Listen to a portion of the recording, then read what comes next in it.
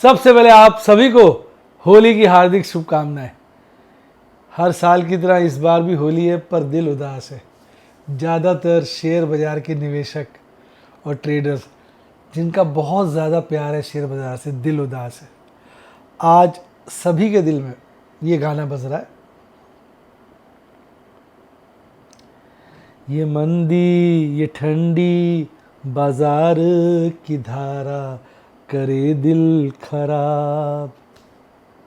बैठे हैं सभी जी, करे हैं तेजी का देखो इंतजार। ला ला ला ला ला ला हो हा मेरा दिल खराब। क्या बोले यार। मतलब इतना अच्छा होली का माहौल है, बढ़िया है। बैठा हुआ था मैं चुपचाप, सीरियल देखा था। मैडम कहती है भाई क्या हो गया, उदास से बैठे हो। मैंने कहा यार क्या बोले, इस वक्त बाज़ार मंदा है, ठंडा है, दिल ख़राब है।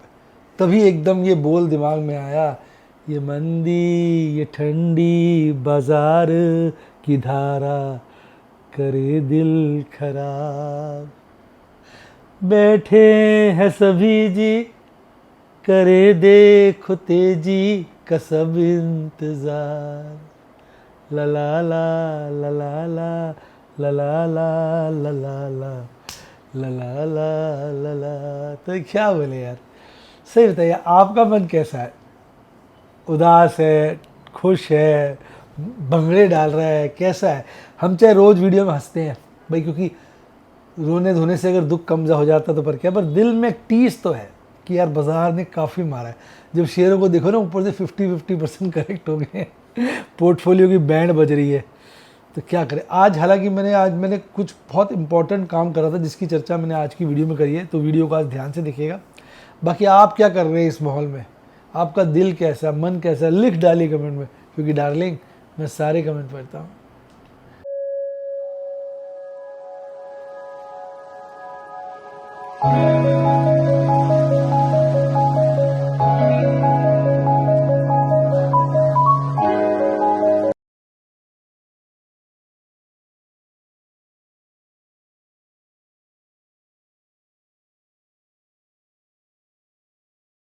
शेयर बाजार में एश्योर्ड या गारंटीड प्रॉफिट की उम्मीद नहीं रखनी चाहिए, या कभी भी किसी भी वक्त कोई भी अनएक्सपेक्टेड इवेंट की वजह से बहुत बड़ा घाटा हो सकता है, जिसके चलते आदमी की सारी पूंजी तबाह हो सकती है और वो फेल भी हो सकता है। शेयर बाजार बहुत ही खतरनाक जगह है, यहाँ एक भूल ही फाइनेंशियल तबाही के लिए काफी है।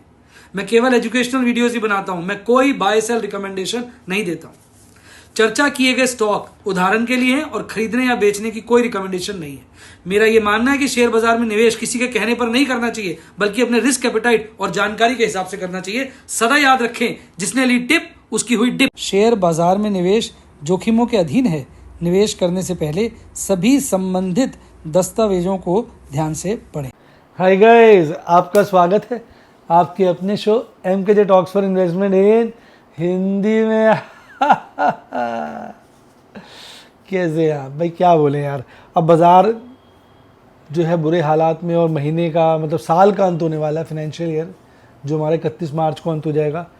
तो आजकल तो मैं टैक्स हार्वेस्टिंग कर रहा हूँ, मतलब जिन शेयरों में ज़्यादा लॉस है उनको मार्क टू मार्केट कर रहा हूँ। क्योंकि होता क्या है, जब तक हम शेयर बेचते नहीं है ना, तो हमारा लॉस बुक नहीं होता है। जैसे स्टॉक वैल्यूएशन होता है ना, उसमें तो मार्केट वैल्यू LCM ले लेते हैं, लोअर ऑफ कॉस्ट और मार्केट वैल्यू, तो वो ऑटोमेटिकली प्रॉफिट एडजस्ट कर देता है। पर स्टॉक मार्केट में ऐसा अलाउड नहीं, इन्वेस्टमेंट में। तो इन्वेस्टमेंट में अगर आपको लॉस हो रहा है, जब तक आप उसको बेचेंगे नहीं, वो लॉस काउंट नहीं होता। उसका तरीका होता है कि आप उसको बेच दो, अगले दिन खरीद लो, या पहले दिन खरीद के अगले दिन बेच दो, क्योंकि लगता तो फीफो है।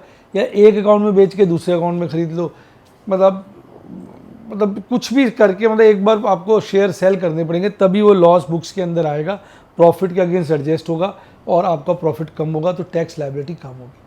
तो ये नॉर्मल फिनोमिनन है जो कि अलाउड है और लोग फॉलो करते हैं। तो यही मैं आज कर रहा था, कोशिश कर रहा था भाई, अब जितना भी इतना भारी नुकसान हो गया है, फिर भी कई सेगमेंट में मोटा प्रॉफिट है, मार्केट वैल्यूएशन इतना ज़्यादा गिर गया है और पता नहीं बाज़ार कब राइज़ होगा। तो मान लो साल भर तक राइज़ ना हो और हम प्रॉफिट पे टैक्स दे दें, और वैसे पोर्टफोलियो में भारी नुकसान है, साला 1/3 पोर्टफोलियो साफ़ हो गया है। तो कोई समझदारी तो है नहीं, तो इसलिए ऐसे वक्त पे हमें टैक्स हार्वेस्टिंग करनी चाहिए। तो ये आज का एक मैंने प्रमुख ज्ञान, आपको बड़ा ज्ञान दिया है। टैक्स हार्वेस्टिंग का मतलब होता है कि जो शेयर्स आपके अकाउंट में, पोर्टफोलियो में लॉस में, उनको बेच दो एक बारी और फिर खरीद लो चाहे। तो बेच उस सेम डे खरीदोगे तो इंट्राडे बन जाएगा, सेम डे नहीं खरीदना, अगले दिन खरीदना, या उसमें बेच के किसी और अकाउंट में खरीद लो, ताकि आपका लॉस बुक्स के अंदर आ जाए और प्रॉफिट को सेट ऑफ करके आपका टैक्स लायबिलिटी कम हो जाए। ये कोई टैक्स अवॉइडेंस नहीं है, इसको टैक्स प्लानिंग कह सकते हैं हम।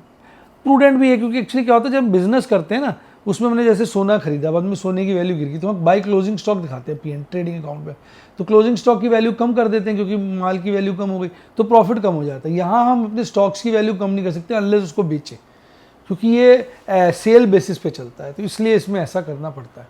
तो आज कल तो मेरा इसी पे ध्यान है बड़ा भारी, और इसमें काफ़ी पैसे लग भी जाते हैं एक बारी को।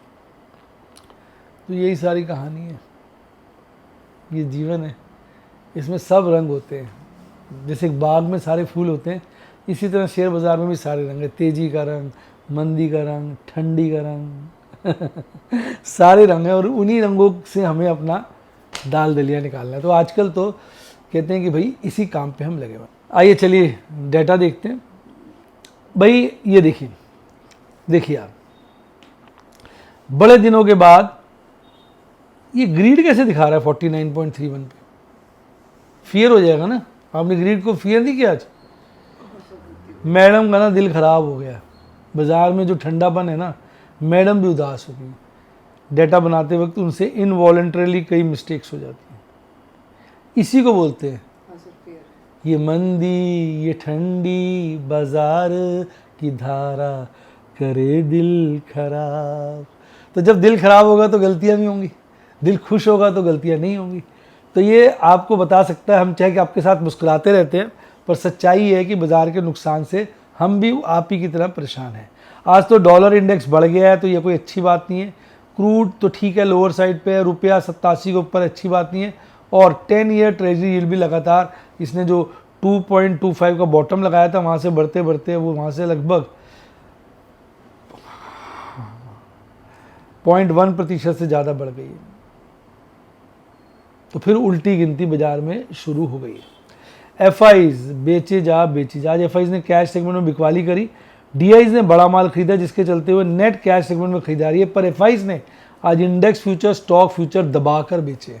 कुल मिला के आज लगभग 3000 करोड़ की एफआईज ने बिकवाली कर डाली है।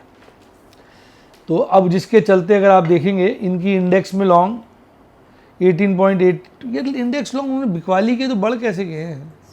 2 बार चेक करा बोलो भाई। मैडम कह रही डेटा ये पता नहीं यार, ये डेटा मुझे भी कई बार कंफ्यूजिंग लगता है। हालांकि अभी भी डबल डिजिट में चल रहा है, 20 के नीचे है इंडेक्स लॉन्ग, पर स्टॉक लॉन्ग अभी भी काफ़ी हायर साइड पे है। इसका सेट होना ज़रूरी है। आप देखिए सारे इंडाइसेस आज कैपिटलाइजेशन के हिसाब से लाल में है, सिर्फ निफ्टी बैंक है जो फ्लैट बंद हुआ है, हरे में तो नाम के बराबर हरे में है। पर मजे की बात, बाजार गिर रहा है और इंडिया विक्स भी गिर रहा है, यानी प्रीमियम घटता जा रहा है।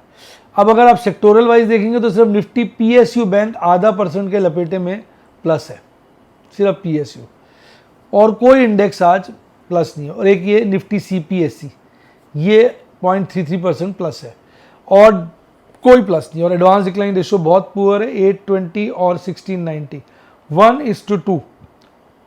हर एक शेयर के पीछे 2 से ज़्यादा शेयर गिरे हुए हैं। Avenue supermart, solar industries, camps, oil India आज तेजी के मूड में थे, पर गिरने वालों में सीजी कंज्यूमर, सोना, बीएलडब्ल्यू, भारत फौज, पीबी फिनटेक बुरी तरह से गिरे हुए थे। अब देखिए निफ्टी 50 की रिटर्न 1 ईयर की बड़ी अच्छी पॉजिटिव हो गई है, 1.82। 15 शेयर बढ़े हुए थे, 35 शेयर घटे हुए थे। यार कुछ डेटा सारा ही गड़बड़ा रहा है, चरमरा सा रहा है। आज गैप अप ओपनिंग हुई थी, उसके बाद बाजार ने 22,558 का टॉप बनाया और लास्ट में 22,377 का बॉटम बनाकर बॉटम जो लो बनाया था उसके आसपास ही 22,397 की क्लोजिंग दी। 75 पॉइंट के आसपास गिरकर 0.33% की गिरावट के साथ बंद हुआ। Bharat Electric, SBI, NTPC, Cipla, ICICI bank, ONGC, Sun Pharma कुछ ऐसे स्क्रिप्ट्स थे जिन्होंने बाजार का दिल थामे रखा। गिरने वालों में Shriram finance, hero Motors, Tata Motors, Hindalco, IndusInd bank, Wipro और एसबीआई लाइफ थे जो मार्केट की बैंड बजवा रहे थे। और अभी भी देखिए वहीं बाजार जो है कंसोलिडेशन फेज में चल रहा है, ऊपर नीचे रेंज बाउंड हो रहा है। इसके बाद ये बड़ा लंबा कोई काम करेगा। आज लाल हिस्टोग्राम बना है, यानी बुलिश क्रॉसओवर में कमजोरी आई है। RSI 40 के नीचे फिर से चला गया है। अब देखते हैं कब क्या कांड होगा, ये तो वक्त ही बताएगा। 22,400 के लपेटे में बाजार बंद हुआ और आज वीकली एक्सपायरी थी। उसके बाद कल छुट्टी, अगले वीक की एक्सपायरी में 22,000 पर मैक्सिमम ओपन इंटरेस्ट है। बाकी मंडे को ज़्यादा पोजीशन क्लियर होगी। मंथली में कोई चेंज नहीं है। 22,500 पे ओपन इंटरेस्ट बढ़ा है, मैक्सिमम भी यही है। 22,000 पे ओपन इंटरेस्ट हल्का सा कम हुआ है और 22,400 के लपेटे में बाजार बंद हुआ है। PCR महीने वाला न्यूट्रल, वीकली वाला न्यूट्रल पे स्टार्ट हुआ है, महीने वाला थोड़ा सा और गिरकर 0.96 पे आ गया है। अगर आप बात करेंगे निफ्टी बैंक की तो उसकी तो 1 ईयर की रिटर्न अच्छी हो गई है 2.3%। 6 शेयर बढ़े हुए थे, 6 शेयर घटे हुए थे। और निफ्टी बैंक आज जो है गैप अप ओपनिंग करता है लगभग 150 पॉइंट की, और उसके बाद जो पीक बनाता है 48,352 का, बॉटम 48,000 ऊपर, जस्ट ऊपर 48,006 का बनाकर 48,060 पर फ्लैट बंद होता है बिना किसी तेजी और मंदी के। Bank of Baroda, SBI, Canara bank, ICICI bank, PNB, Kotak Mahindra बाजार को संभाले रखते हैं। गिरने वालों में IDFC first, IndusInd bank, federal, AU small finance, HDFC bank और XCS बैंक प्रमुख हैं। और ये अब गिरने के बाद फिर से थोड़ी सी रिकवरी लेने की कोशिश कर रहा है। हालांकि इसका बियरिश क्रॉसओवर चल रहा है RSI 40 के नीचे, तो टेक्निकली ये भी कोई बहुत स्ट्रॉन्ग नहीं है। मंथली इसका जो ऑप्शन चेन एनालिसिस है उस पर 49,000 पे मैक्सिमम ओपन इंटरेस्ट है, 48,000 पे सेकंड हाईएस्ट इंटरेस्ट है। बाकी लेवल्स पर ओपन इंटरेस्ट खासा कम है। बाजार 48,000 पे बंद हुआ है, तो 48,000 से 49,000 के बीच में क्लोजिंग देता हुआ अभी बाजार नज़र आ रहा है। हालांकि पोजीशनें चेंज होती रहती हैं। PCR 0.94 है, हालात बाजार के अच्छे नहीं हैं। और अब मैं बात करूं निफ्टी मिड कैप की तो बहुत बढ़िया रिटर्न 1 ईयर की 4.68 दे रहा है। 28 शेयर बढ़े हुए थे, 72 शेयर गिरे हुए थे। आज ना सारे इंडाइसेस गिरे पर 1 ईयर रिटर्न बढ़ गई है। एक्चुअली कोविड वाला इम्पैक्ट आ रहा होगा इस दौरान बाजार ज़्यादा गिरा होगा, इसलिए 1 ईयर रिटर्न जो, कोविड वाला कैसे आएगा, ये तो 1 ईयर रिटर्न है ना। तो 1 ईयर रिटर्न जो भी है, मतलब इस वक्त पिछले साल में इस वक्त गिरावट आ गई होगी तभी 1 ईयर रिटर्न पॉजिटिव नजर आ रही है। तो आज जबकि 361 पॉइंट गिरकर 0.75% की गिरावट के साथ ये बंद हुआ है और इसने कोई मजेदारी नहीं दिखाई। इसके बाद अगर आप देखेंगे स्मॉल कैप 100, उसकी भी 1 ईयर रिटर्न बहुत अच्छी आ गई है 4.21। 31 शेयर बढ़े हुए थे, 69 शेयर गिरे हुए थे। इसमें भी अगर आप देखेंगे लगभग 1% की गिरावट के साथ बाजार जो है बंद हुआ है। इसके बाद अगर आप निफ्टी नेक्स्ट 50 की बात करेंगे तो उसमें भी 3.2% की ईयरली रिटर्न आ रही है और 15 शेयर बढ़े हुए थे, 35 शेयर गिरे हुए थे। और इसमें भी अगर आप देखेंगे 301 पॉइंट गिरकर 0.51% की गिरावट के साथ बंद हुआ है। तो जहाँ तक मुझे याद है कल जो मैं ईयरली रिटर्न दिखा रहा था सारी आज बेहतर है। इसका मतलब जो 1 ईयर का आज एग्जैक्टली आज से 1 साल पहले आज के दिन बाजार खासा गिरा होगा, तभी जो है 1 ईयर रिटर्न बेटर आई है गिरावट के बाद। ये सारी कहानी। तो भैया बाजार में इस वक्त पकड़ नहीं है, बाजार जो है ठंडा ठंडा हो गया है, कंसोलिडेट कर रहा है, कोई बड़ी मूव के लिए तैयारी कर रहा है।